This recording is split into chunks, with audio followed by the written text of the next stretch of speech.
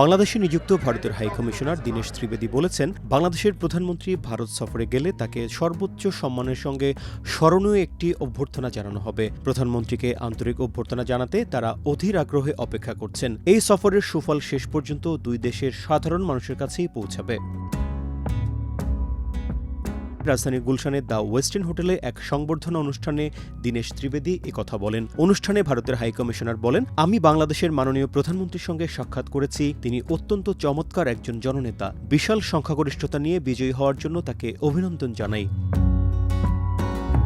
ভারতের হাইকমিশনার আরও বলেন, এখানকার প্রধানমন্ত্রীর সঙ্গে সাক্ষাতের পর আমি সরাসরি দিল্লিতে গিয়ে আমাদের প্রধানমন্ত্রীর সঙ্গে বৈঠক করি। তিনি আমাকে একটি কথাই বলেছেন, আমাদের দ্রুত বৈঠক করতে হবে। তুমি আমার পক্ষ থেকে তাদের আশ্বস্ত করো যে বাংলাদেশের প্রধানমন্ত্রী যখন ভারত সফরে আসবেন তাকে সর্বোচ্চ সম্মানের সঙ্গে স্মরণীয় একটি অভ্যর্থনা জানানো হবে, যা তার প্রাপ্য।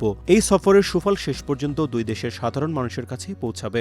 বাংলাদেশ ও ভারতের মধ্যে ছোটখাটো কিছু ভুল বোঝাবুঝি বা বাধা এসেছে উল্লেখ করে দীনেশ ত্রিবেদী বলেন, সবাই জানে ভারতের প্রধানমন্ত্রীর সঙ্গে আমার সরাসরি যোগাযোগের সুযোগ রয়েছে। আমি চাইলেই তাকে ফোন করতে পারি। তিনি আমাকে কেন পাঠালেন?